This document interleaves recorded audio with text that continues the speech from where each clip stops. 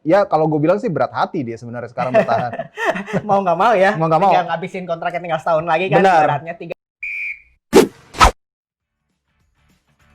Halo Scorer, kembali lagi ke acara Julitin Bola bersama saya Oki Herman Dilaga. Kali ini saya sudah ditemani oleh bintang tamu kita yang biasanya menjadi host di Skor.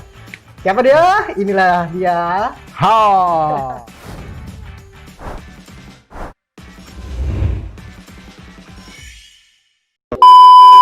Kenapa kita undang Bung Rais Adnan ini ke acara Julitin kali ini? Karena dengar-dengar nih ya, dengar-dengar nih. Saya dengar-dengar adalah Bung Rais Adnan ini, biarpun dia pengamat sepak bola Indonesia, tidak usah diragukan lagi ya soal sepak bola Indonesia. Tapi dengar-dengar dia adalah fans Barcelona. Gue berarti fans karbitan dong. Fans karbitan ya? Karena jujur ya, selama gue kena Rais nih, yang gue dengar adalah dia fans Barcelona, meskipun gue nggak tahu seberapa dalam dia mengetahui Barcelona. Apakah sedalam dengan sepak bola Indonesia atau enggak? Kita tes nih saatnya nih. Gue dites jadi ini ya. Waduh, serem juga. Gue udah keringat dingin dari tadi. Bahasan Barcelona ini selalu menarik, hangat. Apalagi musim ini, musim panas ini lebih hangat dengan kabar ketidakbertahan Messi ya. Meskipun sudah memastikan bertahan di Barcelona, tapi Messi kita tahu apakah hatinya tetap nggak seperti musim-musim sebelumnya kayaknya. Ya kalau ngomong lip service kan dia pasti selalu ngomong saya akan selalu memberikan terbaik di atas lapangan. Terlepas dari dia sekarang sudah mungkin sudah merasa ya hatinya tetap di Barcelona. Benar. Tapi passionnya itu sudah tidak di Barcelona kalau menurut gua. Ambisinya dia harus mencari petualangan baru kan dia pengennya seperti itu gitu kan. Sudah saatnya gua untuk mencari petualangan baru. Ya dari kecil dia di Barcelona ya kan. Ya sekarang dia inginkan itu, tapi ternyata ada beberapa hal yang akhirnya membuat dia bertahan. Pertama soal, ya dia nggak mau membawa kasusnya dia ini ke ranah hukum ya, pengadilan karena cinta Barcelona. Terus kedua faktor keluarga dia. Nah ini menjadi alasan kuat akhirnya dengan ya kalau gue bilang sih berat hati dia sebenarnya sekarang bertahan. Mau nggak mau ya. Mau nggak mau. Tinggal ngabisin kontraknya tinggal setahun lagi kan. Ibaratnya 365 hari lagi di Barcelona terakhir. Habis itu dia mencari petualangan baru di tempat lain. Benar. Sebagai timbal balas jasa dia lah. Balas jasa. Walaupun ntar Barcelona ketika ngelepas dia nggak dapat transfer fee. Pasti. Rugi banget sih ya. Ruginya lumayan juga loh Ki. Mendingan gua Barcelona sekarang jual murah kalau mau. Jangan sok jual mahal tinggal setahun lagi. Pakai caranya Real Madrid ya. Waktu ngelepas Ronaldo. Nah, itu dia. Masih ada 100 juta euro. Lumayan 100 juta euro, cuan. Masih dalam masa pandemi ini. Betul. Ya, tapi kan alasan utama juga salah satu yang kita dengar adalah Messi juga sempat mengutarakan ingin pergi setelah dia berbicara empat mata dengan Ronald Koeman. Nah, kan ada banyak faktor nih. Betul. Pertama, faktor ketidaksukaan dia terhadap Presiden Josep Maria Bartomeu. Kedua adalah saat dia ternyata sudah berbicara dengan Ronald Koeman, muncullah keinginan Messi untuk pergi. Kira-kira yang dibicarain apa nih ya? Kalau gue sih ngeliatnya gini. Yang pertama ini dari aspek sebenarnya Messi ini sih gue ngelihatnya pemicunya itu ketika dia merasa dibohongi oleh si Bartomeu. Iya. Soalnya kan perjanjiannya di awal ketika dia perpanjangan kontrak itu, yang kita tahu kan dia sebenarnya dikasih opsi bisa memilih pergi. Iya. Benar. Tapi ternyata ada klausul-klausul akhirnya yang jadi bahan ngelesnya si Bartomeu lah. Akhirnya kecewa ke situ. Terus Messi kan juga ya namanya pemain bintang kemarin ke Setien sih nggak lepas dari perannya Messi situ. Iya. Gagal total di Barcelona gitu. Nah tapi yang gue lihat sih memang Messi ini akhirnya mencoba untuk berdamai dan akhirnya dia mencoba untuk diskusi lagi dengan Koeman apa sih sebenarnya visi dari lu gitu. Iya. Pasti kayak gitu pemain bintang pasti juga Koeman kan pasti secara dia pelatih baru dia akan mencoba berbicara dari hati ke hati kepada beberapa para pemain. Iya, nggak mungkin juga sih Koeman bilang, gua nggak suka Messi, iya. mau dia tinggi-tinggi dibela sama fansnya. Benar, apalagi gue senior lo gitu kan, lo sama gue gitu. Ya kayak gitulah. Jadi memang Messi ini memang agak sedikit ngejelimet masalah ya, Messi benar. Karena Barcelona identik banget sama Messi soalnya. Ya, iyalah, pastilah Barcelona itu identik dengan Messi, apalagi dia udah lama banget terus banyak ngasih gelar. Iya, udah legend lah, legendnya Barcelona lah. Dan legend sepak bola dunia ya, betul. Nah, pertanyaan selanjutnya adalah bukan pertanyaan sih, dalam artian Ronald Koeman. Apakah menurut gue ya, Koeman ini diambil Barcelona saat dia sebenarnya lagi nyaman-nyamannya melatih timnas Belanda. Nah ini gue bingung. Sebelumnya gue nggak tahu ya. Gue juga nggak begitu terlalu mengikuti sebenarnya. Tapi gue nggak pernah dengar nama dia jadi target. Jadi target? Iya sih memang. Iya kan? Waktu itu Xavi yang kenceng banget loh. Xavi kenceng banget. Tapi tahu nggak kabarnya kenapa Xavi nolak Barcelona? Karena apa ya? Karena ada Messi. Karena ada Messi. Iya. Benar. Memang ya kabarnya sih karena ada Messi. Karena mau ada tekanan ya, mengharuskan. Benar, karena apalagi kan gue lebih baik jadi rekan timnya dia daripada jadi pelatihnya dia. Iya. Itu sih beban. Dan pasti. gue rasa ya, Xavi itu bakal kalau boleh dia jujur mungkin ya berandai-andai. Kalau dia boleh jujur, Xavi akan bilang bahwa Messi sebenarnya udah habis. Betul. Jadi kalau saya melatih Barcelona saat ini dengan sementara intuisi saya bilang Messi udah habis, dia nggak mau gambling terlalu ini kali ya. Apa namanya juga dia pelatih muda, dia masih butuh pengalaman proses. Sebenarnya ketika dikasih kepercayaan itu harusnya bisa aja sih. Contoh kayak misalnya Andre Pirlo segala macam. Ya gue lihat sih ada perhitungan-perhitungan itu. Tapi yang gue lihat Koeman ini kenapa akhirnya dipilih memang dari segi pengalaman. Iya. Terus harganya mungkin murah juga kali kayaknya. Mungkin timnas. Kayaknya harganya terjangkau, iya harganya terjangkau. Kalau pelatih timnas itu nggak lebih mahal lah gajinya. Oh iya gitu ya? Iya. Kalau di sini malah kalau udah rate-nya timnas tuh harga naik. Oh gitu. Harga naik langsung melambung tinggi. Yang gua tahu adalah yang gua pernah baca segala macam adalah pelatih timnas yang mahal itu biasa Inggris. Timnas Inggris. Oh, oke. Zamannya Sven-Göran Eriksson itu kan. Benar. Zaman mereka udah mulai tinggi, tapi untuk timnas-timnas yang lain biasanya itu lebih murah ya dibandingin harga Simeone, Pep Guardiola, Jurgen Klopp atau siapapun. Tapi kalau ngomong Koeman juga dari segi prestasi ya gimana ya? Walaupun dia pernah punya prestasi sama Ajax juara. Kemudian sama PSV juga juara. Sama Valencia Copa del Rey lah. Pengalaman dia di Spanyol cuma sama Valencia kan. Copa del Rey itu pun 2007-2008 itu cuma 12 tahun yang lalu. Dan itu pun cuma semusim dia. Iya, cuma semusim. Dia menggantikan siapa gitu waktu itu. Aduh, lupa. Dia menggantikan pelatih, lalu dia langsung dipecat di April tahun berikutnya. Betul. Walaupun nyumbangin Copa del Rey. Iya, jadi ya kita rasa bahwa sebenarnya dan ini nih, Barcelona ini punya hubungan bagus ya dengan pelatih. Dengan mantan pemain. Pelatihnya jadi dengan pelatih asal Belanda. Iya. Jadi kita tahu pertama kali Barcelona dilatih oleh pelatih asal Belanda adalah Rinus Michel. Benar. Kita tahu dia pencipta Total Football. Kemudian lalu ada Johan Cruyff yang menciptakan Tiki-Taka di Barcelona. Bukan Frank Rijkaard ya? Oh, Johan Cruyff sebenarnya awalnya. Oh, Johan Cruyff ya. Johan Cruyff tuh gue kirain penerus dari Rinus Michel untuk menerapkan total football di Barcelona. Yang benar sebenarnya Johan Cruyff itu pencipta La Masia sebenarnya. Oh iya, Icol itu ya. La Masia enggak. La Masia sebenarnya nama tempat ya. Betul, yang sering dijadikan acuan ataupun contoh yang sering dibangga-banggakan sama orang yang bukan orang Barcelona ya. La Masia ini ya akademinya La Masia ini ya memang menjadi salah satu percontohan untuk akademi sepak bolanya. La Masia sekarang udah akademi apa sih namanya? Joan Gamper ya? Esportivo Joan Gamper. Ya, Esportivo Joan Gamper. La Masia nama tempat sebenarnya. Nama tempat, benar. Tapi ya orang kenalnya La Masia lah. Orang kenalnya La Masia dan di situ banyak menghasilkan pemain-pemain luar biasa. Nah, banyak. Musim lalu bisa dibilang sangat dipertanyakan soal regenerasi bibit Barcelona dari akademi ini. Musim terakhir sih. Ya benar, tapi mulai berasanya sih sekarang. Iya karena dan Barcelona tuh terlalu gue sih ngiri dengan Ajax gitu ya. Ajax itu top banget lah. Tapi percuma nggak ada gelar. Ya, iya. Tapi kan dia di Belanda kan tapi berjaya lah. Iya. Di Belanda berjaya, di Eropa ya urusan belakangan. Bodoh amat gue main ibaratnya gitu kalau tim-tim di Belanda tuh yang penting gue main di Liga Champions, duit gue mengalir terus. Nggak peduli gue juara, tapi kemarin dia nyaris loh. Hampir. Semifinal ya? Semifinal gitu loh, top gitu. Ya, tapi kita tahu bahwa La Masia dalam beberapa musim terakhir ini sedang mandek ya. Benar. Musim ini kemungkinan ya banyak sih musim ini pemainnya yang mencoba diorbitkan oleh Koeman ya. Dan kemarin juga pertandingan uji coba juga Koeman mencoba banyak pemain, bahkan ada beberapa anjalin debut kayak Konrad de la Fuente. Iya, benar. Lalu ada Alex Moriba sebenarnya yang masih 17 tahun yang bagus banget, tapi kan yang kita tahu yang sering dimainkan dalam sebelum Koeman melatih juga di Setien adalah Ansu Fati kan. Benar. Sementara yang lainnya gue nggak tahu nih, gue rasa bahkan pemain Korsel siapa?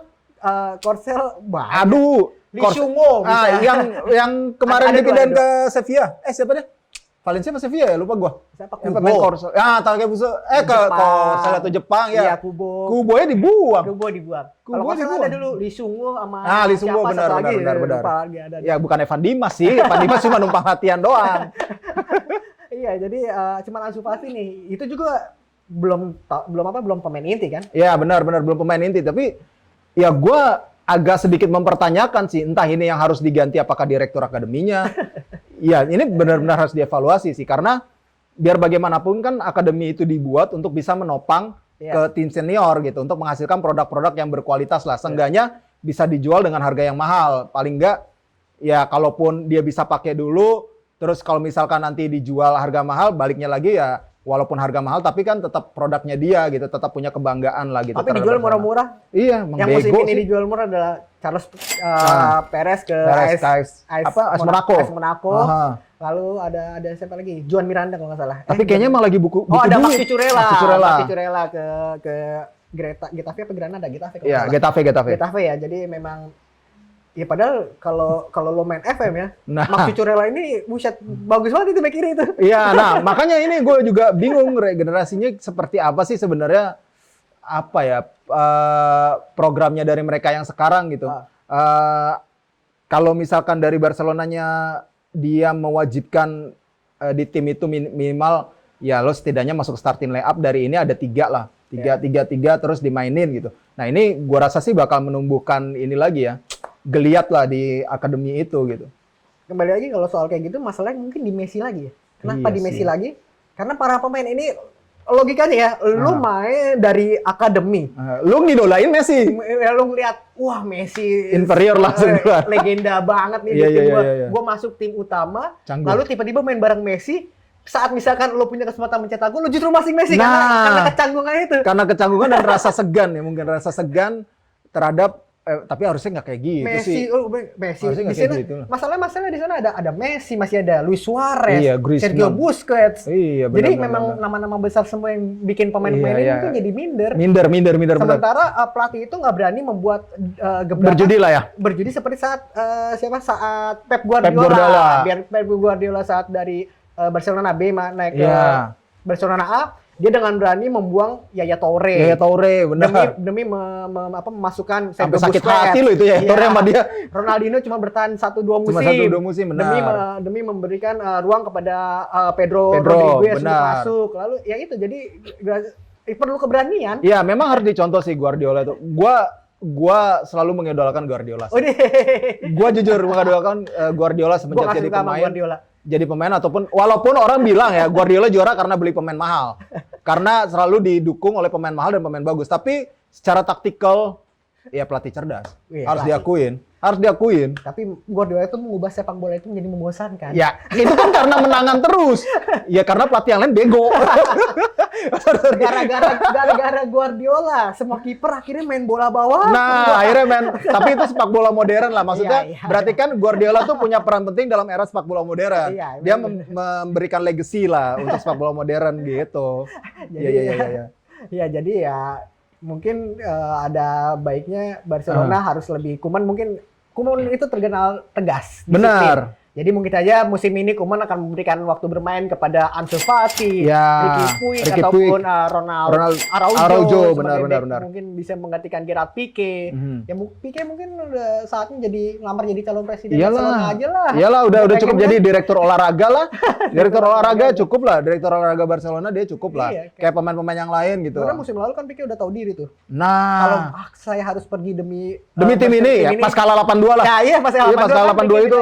Busquets benar, bilang kayak gitu dia. Pokoknya kalau misalnya emang demi Barcelona, kalaupun gua harus pergi ya gua rela gitu. Karena ini bicaranya kepentingan tim ya, bukan individu. Dan itu sikap seorang Satria sih gue bilang. Sikap seorang pemain Katalan. Iya, pemain Katalan, asli Katalan. Karena dia nggak mau ya, maksudnya klub kebanggaan dia gitu, daerahnya dia dipermalukan seperti itu benar-benar mencoreng dia banget. Benar, sakit hati sih pasti. Tahu sendiri Katalan dan Spanyol itu. Wah, itu resistensi lah. Resistensi.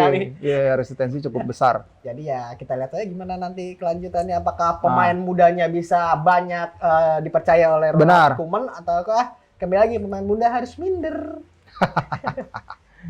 Ya, selanjutnya selanjutnya si Koeman ini kan kita tahu bahwa Rinus Michels berhasil mempersembahkan gelar. Michel Platini, betul. Michel Platini. Michel Platini sih, Rinus Michels gelar, Johan Cruyff gelar, dan terakhir adalah pelatih Belanda adalah Frank Rijkaard. Kita tahu bahwa Frank Rijkaard kan eranya Ronaldinho, betul. Itu keren. Itu bagus memang. Itu gila-gilaan itu. Itu ada gelar juga.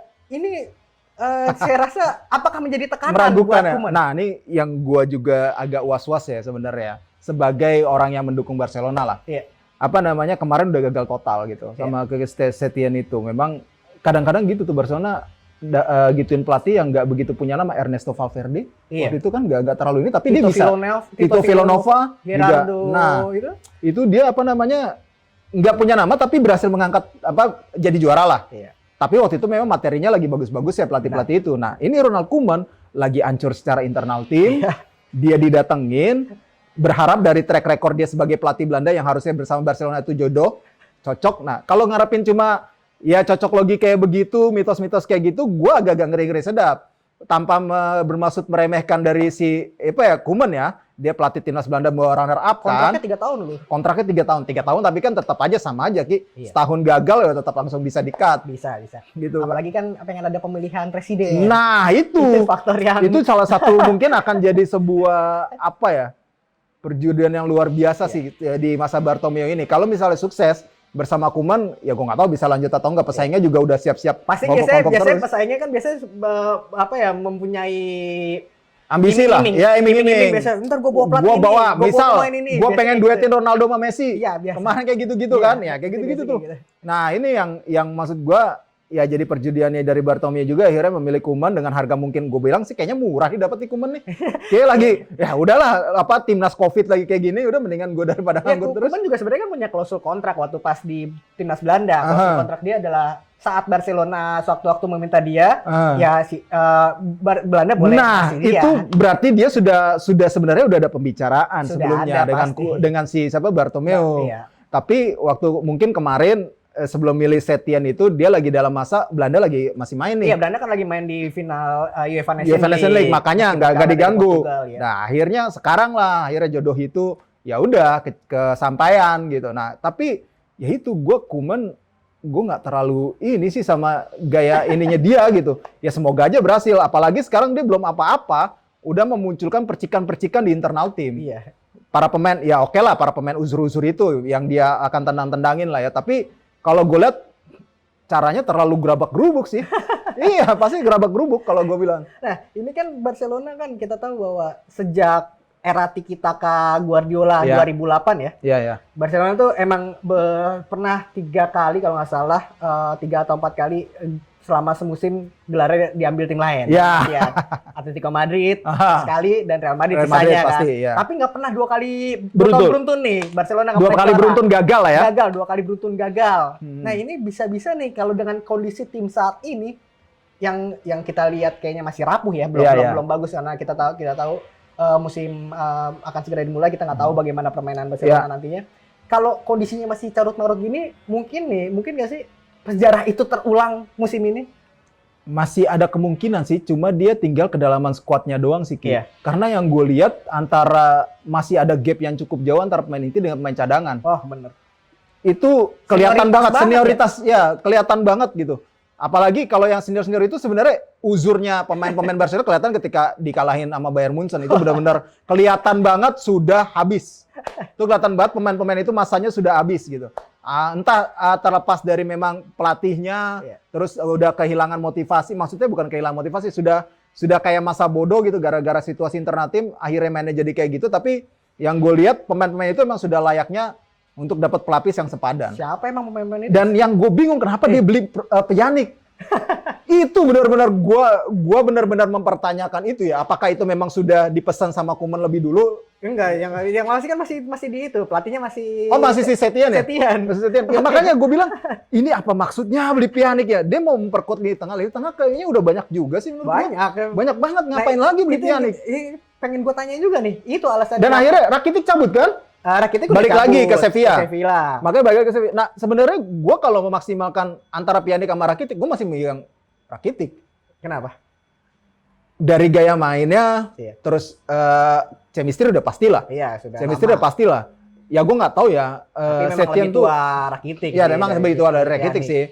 Oke, tapi Pjanic ya gitu-gitu aja kalau gue ngeliatnya. Nggak bakal sorry tuh saya nih, gue sih belum ngeliat di Barcelonanya ya. Semoga aja sih memang ngangkat. Tapi kalau gue agak-agak sanksi juga. Karena apalagi kita tahu bahwa Pjanic ini selama musim lalu di Juventus mayoritas bermainnya sebagai gelandang bertahan. Betul. Sebagai pemain nomor 6. Nah, sementara kita tahu banyak. Pemain nomor 6 Barcelona saat ini bukan saat ini, 12 tahun terakhir sudah pasti milik Sergio Busquets. Jadi ini gimana nih? Apalagi vice captain lagi jabatannya Sergio Busquets itu. Jadi milih Pjanic apa Busquets?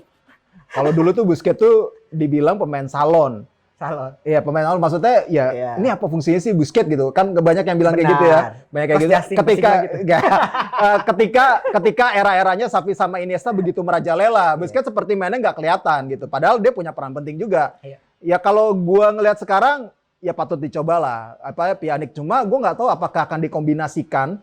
Dia tidak dijadikan pemain nomor 6 gitu misalnya, tidak dijadikan sebagai gelandang bertahan. Si Pjanic agak dinaikin ke depan atau mungkin pakai double defense midfielder. Tapi ya itu dua-duanya nggak punya bukan pertahanan. Kalau double defense midfielder ini bukan tipikal Barcelona banget. Iya, dia Barcelona biasanya ada satu gelandang bertahan. Pasti, satu gelandang bertahan dan dua gelandang kreatif yang bisa nyerang. Benar. Waktu itu kita tahu Xavi, Iniesta. Ya, kan? benar. Kemarin tuh saya Rakitic sempat dan siapa ya? Rakitic, ada Vidal. Ada Vidal juga. Kemarin juga Frenkie de Jong. Nah, itu kan dia. seorang gelandang kreatif juga kan. Nah, makanya. Nah, ini kalau dua-duanya double nomor 6 bentrok dong. Berarti bentrok terus dia mengandalkan sayap. Main ke sayap. Iya. Jadi formasinya 4-2-3-1 mungkin. Nah, bisa jadi. Dan Griezmann pun kan katanya pengen dibalikin ke jadi striker nih Kak, ke sama Koeman nih. Nah, ini yang juga patut gue tunggu sih karena kemarin benar-benar bapuk lah bisa dibilang. Berarti kalau Griezmann striker, Luis Suarez kemana? Ya cabut. Ya sudah kemungkinan besar lah karena memang sudah kuat banget. Ya gue nggak tahu ya Juventus atau bukan ya, tapi ini udah pasti banget kayaknya memang Suarez cabut.